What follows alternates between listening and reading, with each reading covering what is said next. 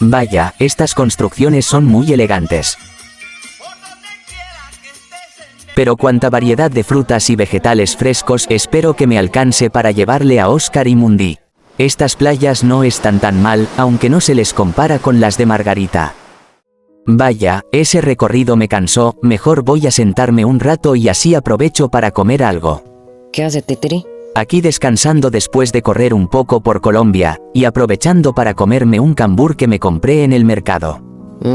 Muy buena fruta para reponer energía, y con una gran historia también, aunque trágica, claro. ¿De qué hablas? ¿Qué? ¿Acaso no conoce lo de la masacre de la bananera? ¿Cuál masacre? ¿Acaso destruyeron miles de bananas o qué? No, Titiri, la masacre de la bananera fue un trágico y horroroso suceso que ocurrió en Colombia en 1928. Cuéntame, quiero saber qué pasó. Seguro.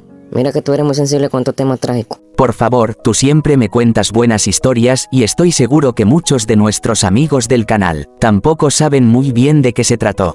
Ay, está bien. Conte que te advertí. Entonces sígueme, Titiri. Veremos el pasado y releeremos la historia en esto que se llama Crónicas Legendarias. Todo comienza con una compañía extranjera llamada United Fruit Company. Una empresa que operaba de forma simultánea en Colombia, Jamaica, Honduras, Guatemala y Panamá. Esta se había catapultado como la empresa bananera más grande de la época, gracias a que para entonces las zonas bananeras de lo que hoy es Magdalena estaban en sus mejores condiciones y exportaba toneladas de estos hacia Europa y Estados Unidos.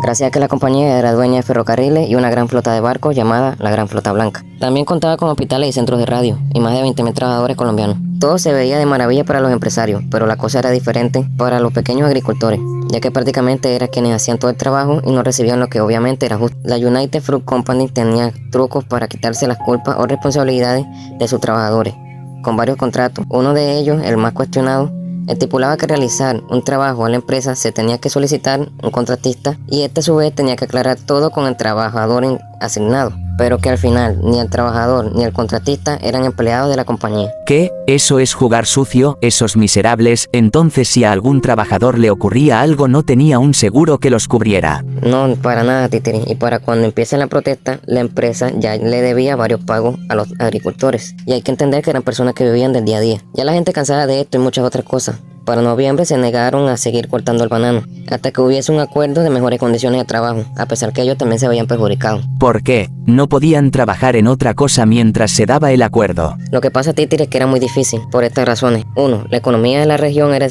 prácticamente solo se movía por la exportación del banano. 2. La empresa obligaba a los cultivadores venderles el banano a ellos y prohibían venderlos a terceros. 3. La empresa era la que fijaba el precio del banano y la gran mayoría de sus ganancias se las quedaban ellos, y nunca le decían el precio real al trabajador. O sea, los robaban. Exacto. Esto también le pedían que solo compraran en ciertas tiendas. Y te preguntarás por qué. Es porque estas pertenecían a la misma empresa. O sea, literalmente no perdían nada. Entonces tenían una especie de monopolio, todo giraba en torno a la compañía. Correcto, vas entendiendo poco a poco. Justamente los trabajadores querían entre sus peticiones mayor libertad de comercio, pagos semanales, descansos dominicales, seguro de riesgo a sus trabajadores, no más subcontratos y dormitorios decentes, entre otros. Para noviembre 30, la protesta alcanzó un punto de que todos los medios la catapultaban como la protesta más grande de los últimos tiempos, y afectaba enormemente a la región, ya que sin el banano los transportes como el ferrocarril estaban parados, la maquinaria pesada no cargaban, y los productos de las tiendas escaseaban. Lo que también hizo que muchas otras personas que pertenecían a estos trabajos se unieran a los productores porque también estaban cansados de la forma de trabajo de la compañía. Y los dueños de la empresa quisieron negociar. El gobierno no ayudó a los protestantes. Para nada. Ninguno de los dos le daba la cara. Hubieron medios que decían que los ministros de Comercio e Industria estaban en la región y tratarían de entablar conversaciones con los productores y la empresa. Pero esto no fue así. La United Fruit Company se negaba a sentarse en la mesa con los trabajadores, alegando que entre ellos había protestantes violentos y que debido al contrato ninguno de ellos era empleado oficial de la empresa, lo que hizo que estos se enojaran más. Fue tan grande el miedo que tenían de que llegaran a ser violentas las protestas que el gobierno estadounidense mandó a buscar a sus funcionarios para ponerlos a salvo y amenazó con mandar Marines. Para tratar de calmar las aguas un poco y volver a la supuesta normalidad, la United Fruit Company pagó la primera quincena a los subempleados de los pagos atrasados. Pero como no había nada que comprarle en la región, las personas no les servía de nada. Al principio el gobernador de Magdalena hizo caso omiso a esto, pero luego al ver lo grave de la situación trató de ayudar a la empresa, haciendo lo posible para declarar el estado de sitio, mientras que los trabajadores llegaron a destruir los bananos para que fuese imposible venderlos y obligaban a las personas a no seguir trabajando en las plantaciones, ya que habían dueños de fincas bananeras que trataban de trabajar con normalidad, incluso a muchos de ellos Por negarse a detenerse, los amarraban junto a sus empleados y les destruían sus plantaciones. La United Fruit Company llegó a contactar con la Fuerza Nacional para que le brindara protección y ayudaran a frenar la protesta. Pero me imagino que se negaron o hubieron personas que no estaban de acuerdo. Eso cualquiera lo pensaría, pero lamentablemente todo no fue así. La United Fruit Company ya quería terminar con esto de una vez, así que le pidió a la Fuerza Armada soldados de otras regiones, porque temían que los soldados de allí, al tener familiares entre los protestantes, dudaran al momento que se les pidiera actuar. Espera, ¿no me querrás decir lo que estoy pensando? Esos malditos estaban dispuestos a... ¿Es en serio? Sí, así es. Ya estamos en el 6 de noviembre en la madrugada. A los miles de productores le dijeron que querían hablar con ellos los de la empresa para hacer negociaciones en la vía de ferrocarril y que los esperaran, que pronto estarían allí. Pero entonces varios vehículos con los soldados armados llegaron al lugar y le decía a la gente que era solo protección. Pero la gente sentía ya un mal presentimiento. Las horas pasaban y los funcionarios no llegaban. Cuando le preguntaban a los representantes daban media vuelta, lo que hizo que la gente empezara a gritar frases alusivas a la protesta. Luego los soldados le apuntaron y le dijeron a los trabajadores que el gobernador ya había declarado el estado de sitio y que tenían que dispersarse, y que de no ser así, lo siguiente sería dispararle. Pero la gente seguía enfurecida y gritaba con más fuerza, tal vez pensando que sus compatriotas no le dispararían de verdad, o que de hacerlo lo harían en el aire para dar miedo.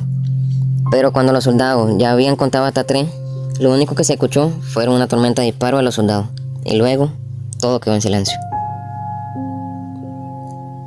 Ese día el país amaneció con uno de los escenarios más horribles, decepcionantes y tristes para Colombia.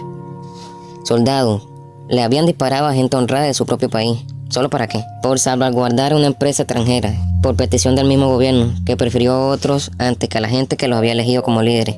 No, señores, eso no debería ser así. Esos miserables cobardes, por eso el mundo está como está, porque nadie ayuda al que en verdad lo necesita y no debería ser así. Tenemos que hacer algo para cambiar la maldad del mundo porque los buenos somos más. Eso es verdad, Titili, los buenos somos más. Y ya está, ya sabe la historia de una simple fruta.